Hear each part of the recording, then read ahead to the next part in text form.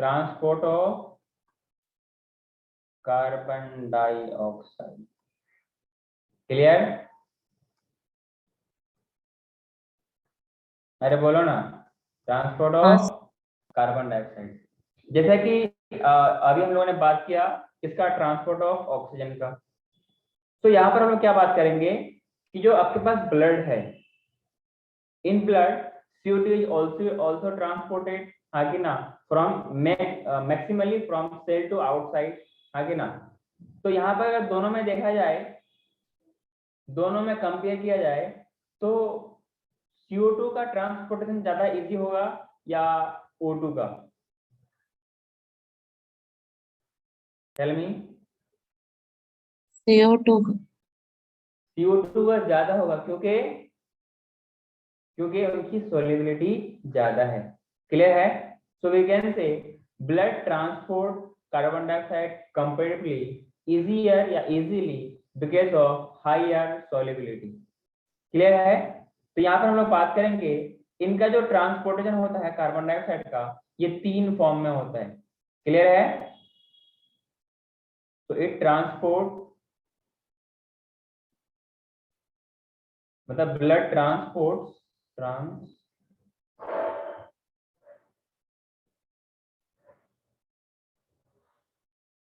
CO2 in 3 ways, in a 3 ways। Clear है? पहला veg क्या है, इन डिजॉल्व स्टेट, इन अ डिजॉल्व्ड स्टेट। क्लियर? अगर हम लोग डिजॉल्व स्टेट की बात करोगे ना, तो बेसिकली डिजोल्यूशन हम लोगों ने कितना बात किया था, 5 to 7%, हाँ कि ना। 5 to 7% CO2 is transported, clear, through dissolve state मतलब थ्रू प्लाज्मा। यस और नो? ये ब्लड के प्लाज्मा में डिजोल्व हो जाती है। अरे बात समझ में आई क्या? दूसरा समझ में आया? दूसरा है कार्ब अमीनो, दूसरा है carb amino haemoglobin, carb amino haemoglobin. इसमें कितना होता है जनरली 20 to 25%।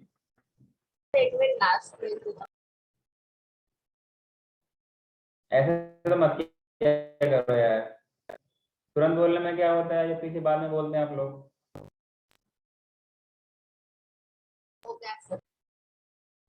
ये गलत बात है बेटा। 20 to 25% CO2 किस फॉर्म में करता है बताइए? It reacts with amine group of haemoglobin, amine group of hemoglobin and form carb amino hemoglobin and form carb amino hemoglobin। Clear है क्या? जो तीसरा है इन the form of bicarbonate. Clear? तीसरा क्या है, इन फॉर्म ऑफ बाइकार्बोनेट। इसमें कितना होता है, अराउंड 70%, यस और no? Yes. So 70% of CO2 as CO2 by plasma in the form of bicarbonate। Clear है? अरे बात समझ में आई क्या? बाइकार्बोनेट। कोई दिक्कत? नहीं sir.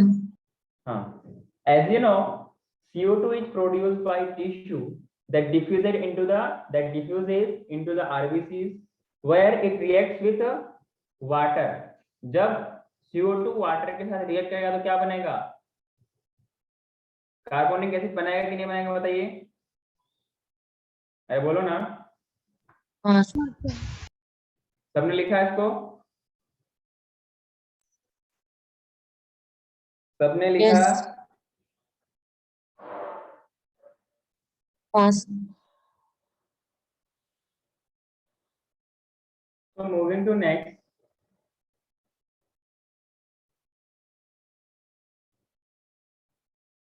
CO2 produced by tissue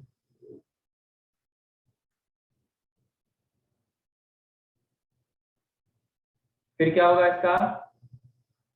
then फिर it diffuses into RBCs, then फिर it reacts with water to form।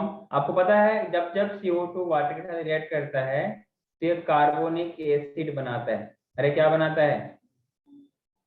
Carbonic acid बनाता है। और इसका फॉर्मूला क्या होता है? H2CO3। याद है क्या आप लोगों को? Pass. इसके लिए एक एंजाइम रिस्पॉन्सिबल होती है। इसके लिए एक एंजाइम रिस्पॉन्सिबल होती है और उस एंजाइम का नाम क्या है? Carbonic anhydrase. क्या नाम है? Carbonic anhydrase. बात समझ में आ रही है? Yes, Yes. Carbonic anhydrase. Clear to everyone?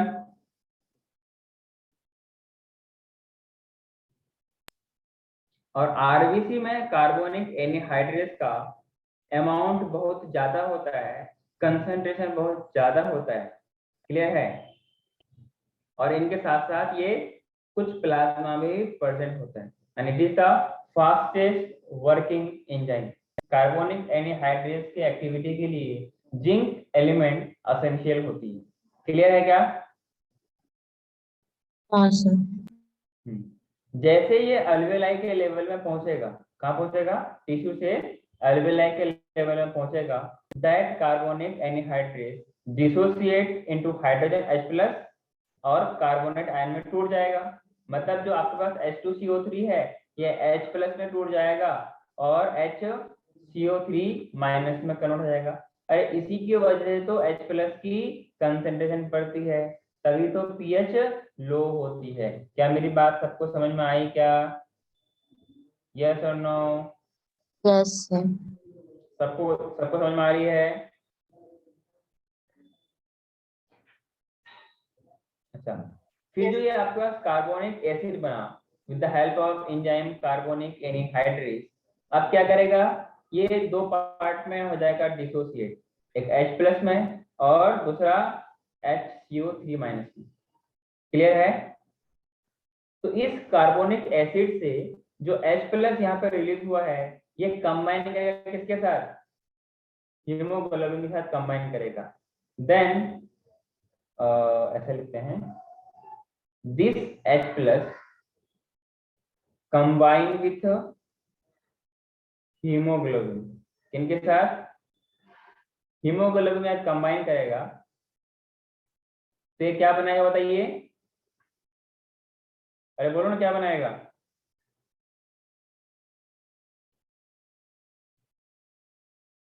वहां पर बनाया था ऑक्सी हीमोग्लोबिन, यहां बनाएगा क्या? Haemoglobinic acid. क्लियर? क्या बनाएगा? Haemoglobinic acid. इन शॉर्ट हम लोग ऐसा बोल सकते हैं क्या, क्योंकि एक तो हाइड्रोजन हो गया, दूसरा हो गया haemoglobin. Is it clear to everyone? Yes और नो? Yes. अच्छा, इसमें जो भी आपके पास HCO3- मतलब इसको बोलेंगे क्या? By carbonate ion. ये जो फॉर्म होगा ये एक होता है एरिथ्रोसाइट, ये आरबीसी का दूसरा नाम होता है। इसके अंदर क्या हो जाता है? डिफ्यूज हो जाता है। देन फिर प्लाज्मा के अंदर चला जाता है, क्योंकि कंसंट्रेशन ग्रेडियंट होती है तो ये it will flow from high concentration to low concentration. Clear है? अरे बोलो तो। Yes, sir. सबको क्लियर है यहाँ तक? अरे बोलो। हाँ सर। अब ये हीमोग्लोबिनिक एसिड बन गया है और एक तरफ यहाँ पर आपके पास कार्बोनेट आयन रह गया है। अब ये कार्बोनेट आयन अकेला क्या करेगा, ये कार्बोनेट आयन प्लाज्मा में जाने के बाद कहाँ पे जाएगा ये, सो यहाँ पर हम लोग ऐसा लिख सकते हैं कि दिस HCO3 माइनस कहाँ पे जाता है, diffuses to plasma, diffuses to plasma, clear, with the help of concentration gradient, then it combine with sodium, combine with sodium, then it will form sodium bicarbonate.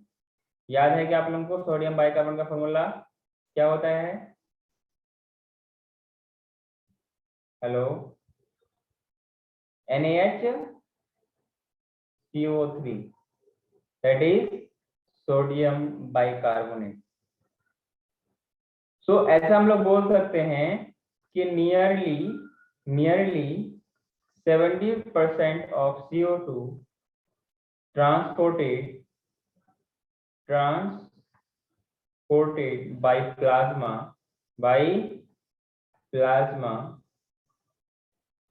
as NaHCO3 form.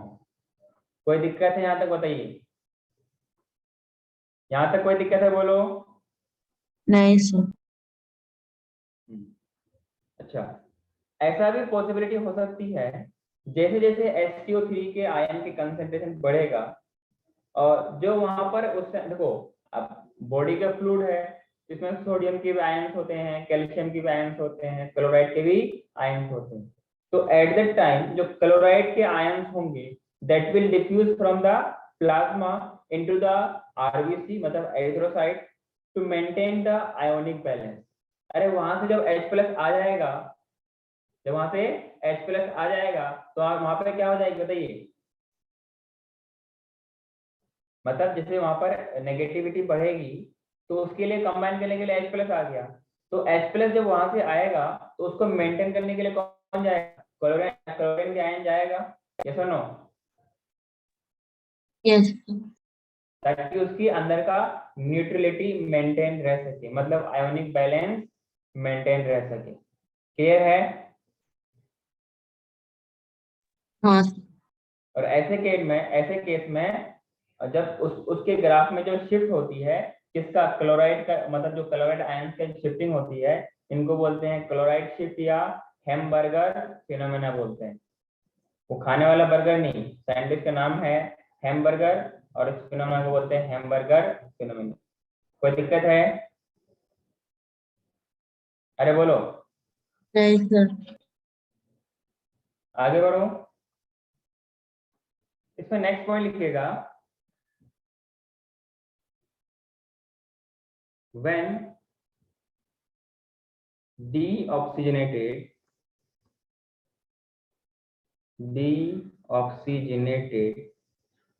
blood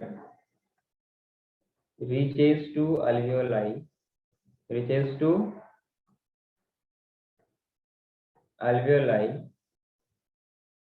ठीक है, then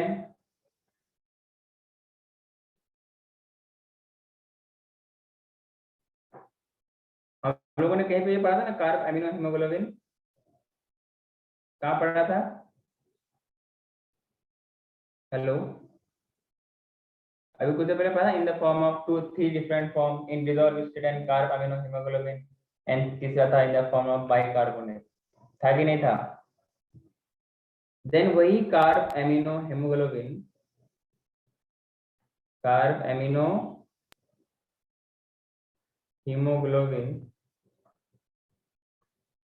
and sodium bicarbonate dissociates. अच्छा बताइए dissociate क्यों होगा?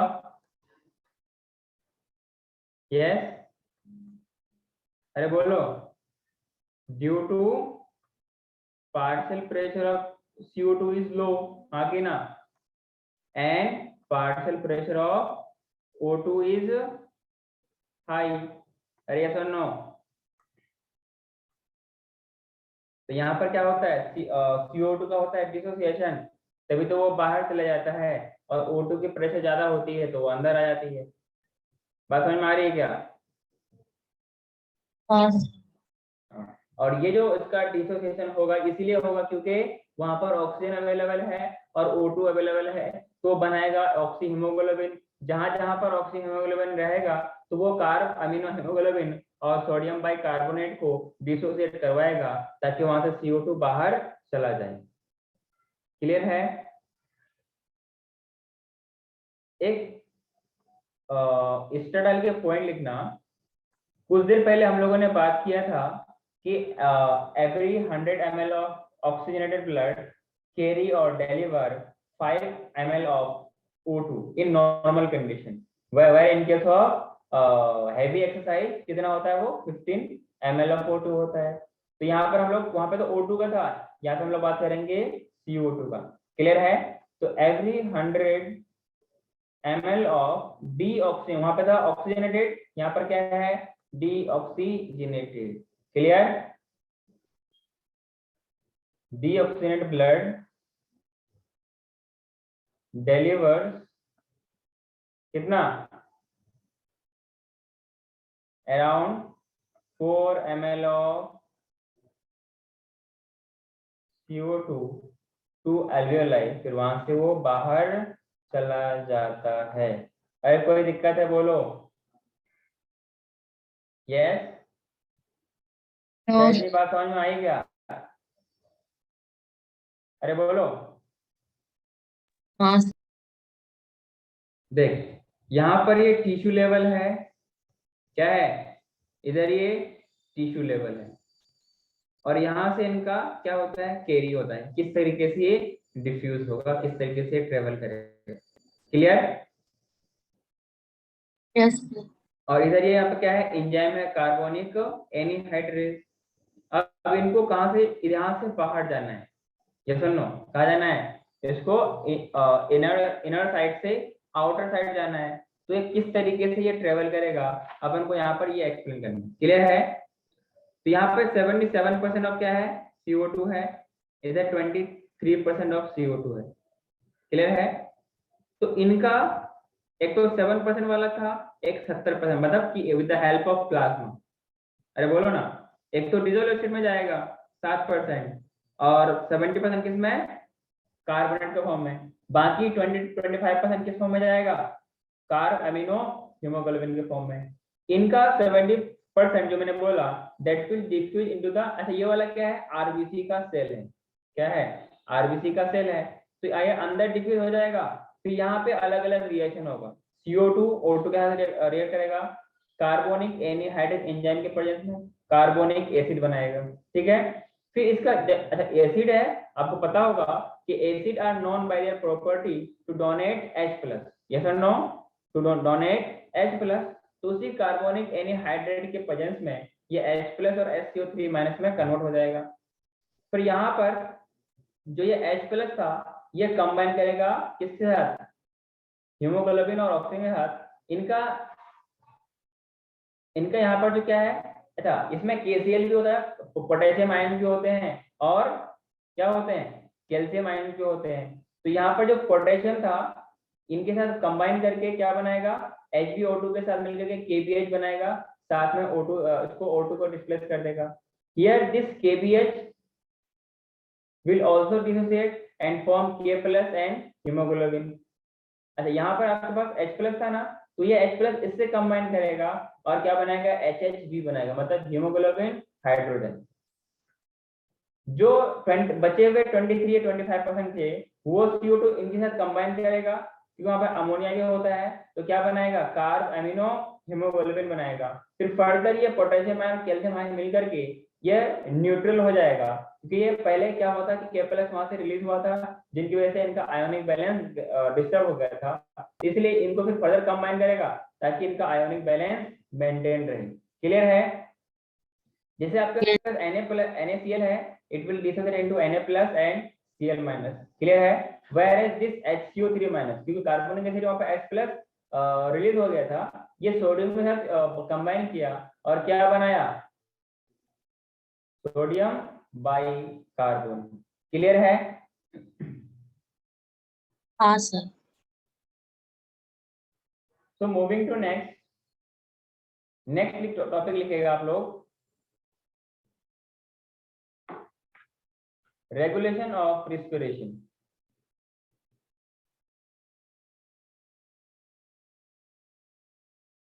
Regulation of respiration, कि respiration को कौन control करता है, क्लियर।